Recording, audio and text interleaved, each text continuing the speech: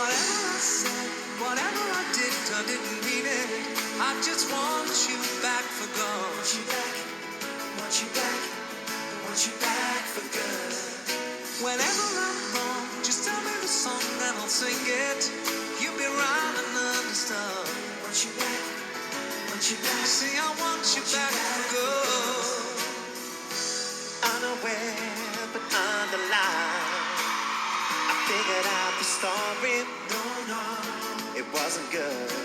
No. But in the corner of my mind. Hello, my wonderful viewers. This is Desmond Gray of Gallant Integrated Media. How are you guys doing out there? Today is yet another episode, which title is Life is What You Make It, Part 2. The previous episode was part 1 of it, but this one is the second part of it, and which is possibly the final part of Life is What You Make It. So I will please appeal to you, in case you've not subscribed to my channel, please help us do subscribe. Drop your comments and like what we do to encourage us in what we do here, and we'll be glad if you do. Thank you so much. So life is what you make it. I want to start by defining life according to Oxford Dictionary.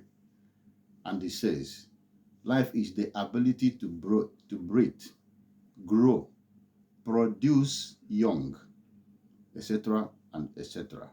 that people, animals, and plants have, which objects do not have. So what is Oxford Dictionary trying to say here about life? Is that life is the capacity to grow, breathing in and breathing out, developing, progressing, and making advancements that can only exist within human race, animals, and plants, which objects do not have. And to buttress that point, if you keep an object to a particular spot, you discover that 10 years in, years out, that object will remain that same spot until it is moved.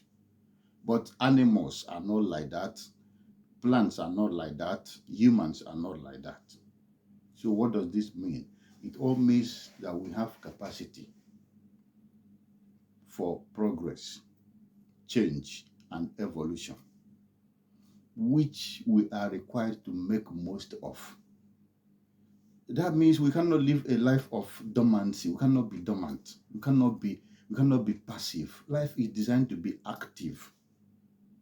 And while it is active, it has to be active in the sense that there is a focal point. There is reason for living. It's not only like breathing in air and breathing out air and all that, but there must be a reason. And now, keying it to what the title means here, life is what you make it, means that acknowledging the fact that you have the capacity to live, capacity to develop, and capacity to progress, capacity for change, capacity for advancement. Then what are you advancing for? What are you changing for? What are you developing for? And what are you growing for? These are all integral part of life. You see, so we have 3 key concentrations about life, which has to do with the coherence, which means sense of comprehensibility and one's life making sense. Then another thing about life is purpose. The purpose here means a sense of core goals, aims, and direction, where your life is going. Then you now talk about significance, the significance of living, which means the sense of life, inherent values, and having life worth living. So in all of this, it all runs around what you make it. Because you can have all these things in place, but there's something that drives it. That is what you want to drive it. You see people academically, they have this record of excellence in their academics. You see people in their profession or career, they have this record of excellence. Some other people in their business, they have this record of excellence. But when it comes to human relationship, they are zero. That does that, but you remember, it's the same people that academically they are sound and they excelled. Business-wise, they are just wonderful. But when it comes to their human relationship, so you begin to interrogate what has happened, what changed, why are they not like no? It all depends on what they, maybe to some it doesn't matter. To some it matters. To some they have wonderful human relationship, but academically they are nothing, or they are not there. Financially they are not there. Business-wise they did not excel. But when it comes to human relationship, oh, they can manage humans, they can relate very well with people. All these things boil down at what you make of your life. There are people that their own thing is that, where is that? Tell me where the crowd is. That's where they belong. Even if the crowd is a crowd of stupidity, or it's a crowd of crime, or a crowd of frivolities, it doesn't matter to them. That's where they belong. So we will now begin to ask why. Because this is what you want out of your own life. Different from what Mr. A, Mr. B, Miss B, Miss A want from their own life. But it has to be with you, your consent to your own life, because you have a life to live. I have a life to live. And whatever you choose to make out of your life is what is going to happen to that your life. Nobody is like going to be the principal determinant of what happens to your life, but you are the one in charge of this life. When it expires, you go. But as far as it has not expired, it means that you are still existing. So we must always like living the life. There should be a caveat. And what should be the caveat here? The focal point. Where are we heading to? What is the purpose of our living? What value do we hold? What value do we represent? What can our life be defined? Is it as a result of can our life be defined based on principles of the society or our own principle? Is our life going to be defined based on frivolities, based on things that does not encourage other people to emulate? But in all of this, there must be one thing, your life, one core value your life is centered on.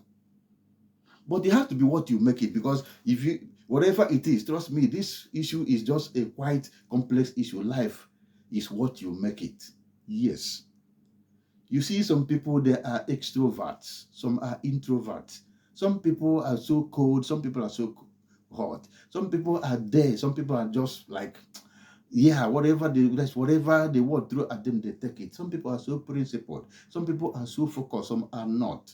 But in all of these things, there must be constant introspection of what we do and how we do it, the way we live our life, the impact of that our life to our own self and to the world around us. But in all of this, life is still what you make it. You want to live a life of anything goes, that is you. But that thing that goes, what effect does it have to people around you, even to you? Because oftentimes we live our life the way we want to live it when we are young. And that way we live that life when we are young has a chain that is following towards our old age. And when that old age comes, you discover that there are some sicknesses in this world today that comes as a result of lifestyle. Some are genetic. I'm not a medical personnel here, but I don't want to go too deep. But there are things that we do because we have the entitlement to do it, because we have the capacity to do it, because we have the right to do it, that comes somewhere in the future to wait for us. And when it begins to happen, the story or the experience might not be palatable at all. But in all of this, life is what we make it. Remember, whatever you start today has a way of getting in front of you, waiting for you. There are things you develop as a lifestyle. There are things you develop as an attitude that stands in front, waiting for you without you knowing it. But it's not going to change the trajectory because it has happened. For instance, I don't want to go into certain things people take in and take out and all that, so that I will not be sued for defamation and all that. But the truth here is, whatever you do, on the basis that you have the capacity, on the basis that you have the right, on the basis that it is your decision that works for you, that is your life, and that should be what you make it. But at the end of the day, some of them has a way of waiting for us in the future. Some of them has a way of standing on our way, even when we felt that, we wouldn't have lived this life if we had known. But the fact remains that we have lived that life, and the consequence is right there waiting for us. So what am I trying to say here? That everything we do has a consequence. The good we do today has a consequence. The bad we do today has a consequence. And whatever be the consequence is in line with the way we lived our life. So if we make it today, it looks so free, looks so smart, looks so wonderful for us. Yeah, it's our life. We're going to live like that. It doesn't concern the next person. Truly, it doesn't concern anybody. But assuming it concerns our development, our progress, our evolution, and our change tomorrow. And such has to affect the society and the world around us. Who do we blame? The society or ourselves? So life is what you make it. But whatever you make out of your life, remember there's always a moment where our yesterdays has to bear witness to the occurrences of our today. And it all boils down at our life being what we make it. The fruit we sow or the seed we sow yesterday gonna constitute the fruit we will reap tomorrow. But in all of this, life remains what we make it. So we should always live our life understanding the very purpose of human existence and the goals. Because if life will represent development, breathing, developing, change, progress, and evolution, it then means that it has a consequence. All of these things has a consequence. It manifests from somewhere, ends somewhere. So there's a progression from the birth to the death of humans. There is a progression from that point of birth to the point of death. So whatever we do here has a consequence at the middle and has the consequence at the end of it. But in all of this, your life is your life, my life is my life. But it all remains what we make it. That is how it is. That is how it remains. And it can only be that, nothing less, nothing short. That would be the best place to leave it today. Thank you so much for watching. Please drop your comments. We need your comments to help us propagate in what we do. Thank you so much for watching. Do subscribe and share what we do here. Thank you so much, and bye for now.